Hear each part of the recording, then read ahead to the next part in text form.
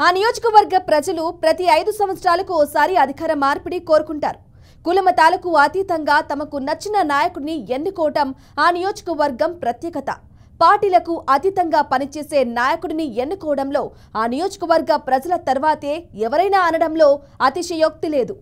Mini ముంబైగా పిలువబడే ఆ నియోజకవర్గంలోని రాజకీయ అధికార ప్రతిపక్ష పార్టీల నేతలపై ప్రజల్లో ఉన్న అభిప్రాయాలేంటి?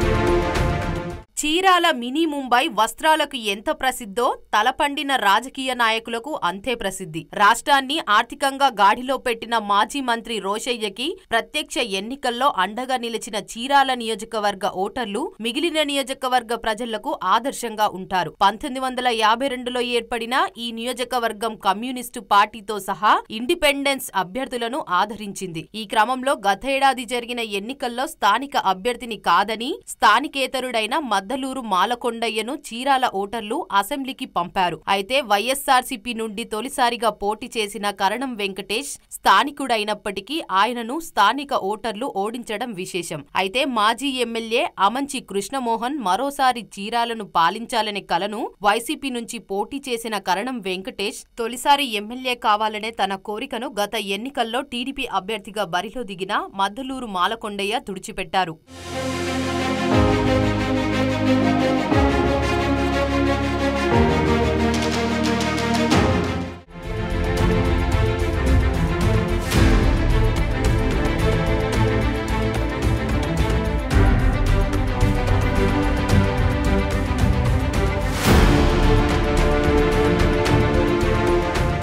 ఇదిలా ఉంటే 2019 ఎన్నికల్లో చీరాల నుంచి టీడీపీ తరపున పోటీ చేసిన కరణం బాలారం వైఎస్ఆర్సీపీ అభ్యర్థి అమంచి కృష్ణమోహన్ పై విజయం సాధించారు. అయితే కొద్ది రోజులకే ఎమ్మెల్యే బలరాం వైసీపీకి మద్దతు పలికారు. అధికారికంగా వైసీపీలో చేరకపోయినా తన కొడుకుని వైఎస్ఆర్సీపీలో పంపి పరోక్షంగా జగన్ కు సహకరించారనే ఆరోపణలు ఉన్నాయి. కాంగ్రెస్ లో చాలా కాలం పనిచేసిన ఆయన 1977లో కాంగ్రెస్ లో చీలిక తర్వాత ఆ ప్రాంతాల్లో పర్యటిస్తున్నప్పుడు అప్పటి ఏఐసీసీ చీఫ్ ఇందిరాగాంధీని బహిరంగ దాడి నుండి రక్షించడంతో ఆయన ప్రాచుర్యం చెందారు. 1978 ఎన్నికల్లో ఇందిరాగాంధీ ఆయనను కాంగ్రెస్ అభ్యర్థిగా అద్దంకి నుండి నిలబెట్టారు. ఆ ఎన్నికల్లో ఆయన ఘన విజయం సాధించారు. ఆ తర్వాత 1986, 2004, 2019లో 4 సార్లు ఎమ్మెల్యేగా ఎన్నికయ్యారు. 1999లో 13వ లోక్సభకు ఎంపీగా ఎన్నికయ్యారు.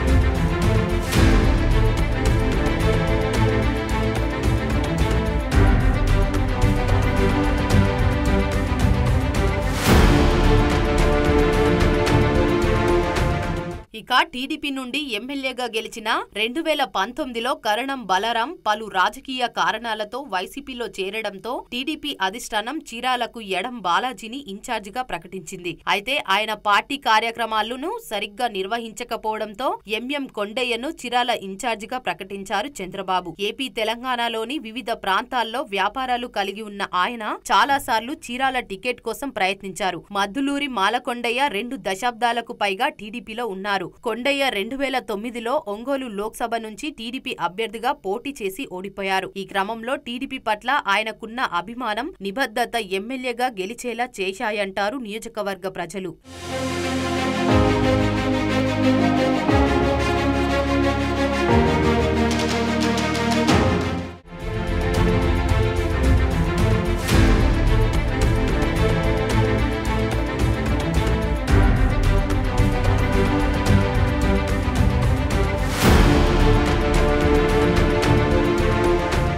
2019 ఎన్నికల తర్వాత చీరాలలో టీడీపీ నాయకత్వం దెబ్బతింది. అయితే 2024 ఎలాగైనా టీడీపీ గెలవాలనే పట్టుదలతో కొండయ్యను బరిలో దింపింది. అయితే కొండయ్య స్థానికేతరుడు కావడంతో స్థానిక నాయకుల నుండి సహాయ నిరాకరణ ఎదురైంది. కానీ కొండయ్య నేరుగా అసంతృప్తి నాయకులను, కార్యకర్తలను కలవడం ద్వారా ప్రజల హృదయాలను గెలుచుకోగలిగారు. దాదాపు 20 సంవత్సరాలుగా ఎమ్మెల్యే టికెట్ కోసం ఆయన ఎదురు చూసిన నేపథ్యంలో ఆయన అంకితాభావం, నిబద్ధత, పార్టీ పట్ల విధేయతను ప్రజలు గుర్తించారు. దాంతో పాటు అప్పటి వైసీపీ ప్రభుత్వంపై ప్రజల్లో ఉన్న వ్యతిరేకత, జగన్ పై ఉన్న అసంతృప్తితో పాటు టీడీపీ నుండి గెలిచి వైసీపీకి మద్దతు పలికిన కరణం బలరాం వైఖరి, ఆ మంచి అవినీతి మాలకొండయ్య గెలిచేందుకు దోహదం చేశాయని రాజకీయ విశ్లేషకులు, పలు పార్టీల నాయకులు అభిప్రాయపడుతుంటారు.